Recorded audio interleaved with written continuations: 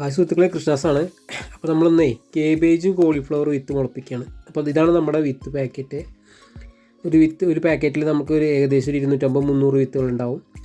അപ്പോൾ നമുക്കിതൊന്ന് മുളപ്പിക്കാം. അപ്പോൾ മുളപ്പിക്കാൻ എടുക്കുന്ന പോട്ടി മിശ്രിതം ഇതാണ്. ചകിരിച്ചോറ് കമ്പോസ്റ്റാണ്.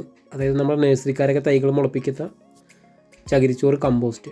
അപ്പോൾ ഇത്തരത്തിലുള്ള കമ്പോസ്റ്റുകൾ നമുക്ക് പെട്ടെന്ന് മേടിക്കാൻ കിട്ടും. അത് ചെറിയൊരു വില ഉണ്ടാവുള്ളൂ, 30 രൂപ 35 രൂപയുള്ള ഒരു കിലോന്. നമുക്ക് വിത്തുകൾ പെട്ടെന്ന് മുളച്ച് കിട്ടാൻ പറ്റിയ പോട്ടി മിശ്രിതമാണ് ചകിരിച്ചോറ് കമ്പോസ്റ്റ്.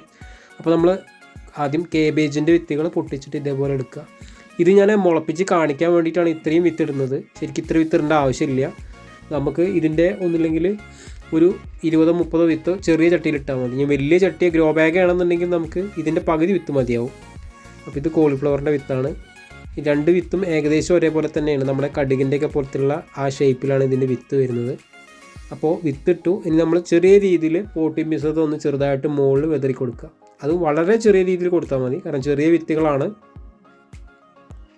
ഇത്തരത്തിൽ നമുക്ക് ട്രേകളിലും അതേപോലെ സീഡ് ട്രേകളിലും നമുക്ക് മുളപ്പിക്കാം. ഓരോ വിത്തിട്ടിട്ട് ഓരോ തൈയാക്കിയിട്ട് മുളപ്പിക്കാം. ഇല്ലാന്നുണ്ടെങ്കിൽ വലിയ ചട്ടിയിൽ അല്ലെങ്കിൽ ഗ്രോ ബാഗിലൊക്കെ ഇതേപോലെ പോട്ടി മിശ്രിതം നിറച്ച രീതി ചകിരിച്ചോറ് കമ്പോസ്റ്റ് നിറച്ചിട്ട് നമുക്ക് വിത്തുകളിടാം. ഇല്ലെങ്കിൽ മണ്ണ്, ചാണകപ്പൊടി, ചകിരിച്ചോറ് ഇത് മൂന്നും കൂടി മിക്സ് ചെയ്തിട്ട് അങ്ങനെയും നമുക്ക് പാവി മുളപ്പിക്കാം.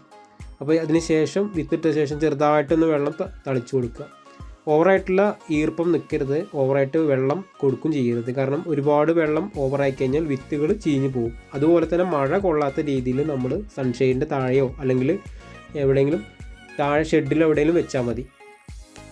ഇനി നമുക്കൊരു 4 ദിവസം കഴിഞ്ഞിട്ട് നോക്കാം. അല്ലേ, 4 ദിവസം കഴിഞ്ഞ് കഴിഞ്ഞാൽ ഏകദേശം ഇതേപോലെ വിത്തുകളൊക്കെ ആണല്ലേ മുളച്ച് തുടങ്ങിയിട്ടുണ്ട് ചെറിയ രീതിയിൽ.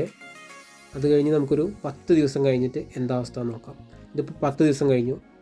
കോളിഫ്ലവറാണ് നല്ല രീതിക്ക് മുളച്ച്, നല്ല 2 ഇല പ്രായമായിട്ടുണ്ട്. അതുപോലെ കേബേജും മുളച്ചിട്ടുണ്ട്, നല്ല രീതിയിൽ മുളച്ചിട്ടുണ്ട്. അപ്പോൾ നമുക്ക് ഇത്തരത്തിൽ എല്ലാ വിത്തുകളും നല്ല രീതിയിൽ മുളപ്പിക്കാം. നമ്മുടെ വിത്തുകളെല്ലാം പക്ക ക്വാളിറ്റിയുള്ള വിത്തുകളാണ്. പിന്നെ നിങ്ങൾ തുടക്കക്കാരാണെങ്കിൽ ചോദിച്ച് ചെയ്യുക. മുളപ്പിക്കേണ്ട രീതികൾ പലരും പല അറിവിൽ ചെയ്ത് പരാജയപ്പെടാറുണ്ട്. Okay friends, by.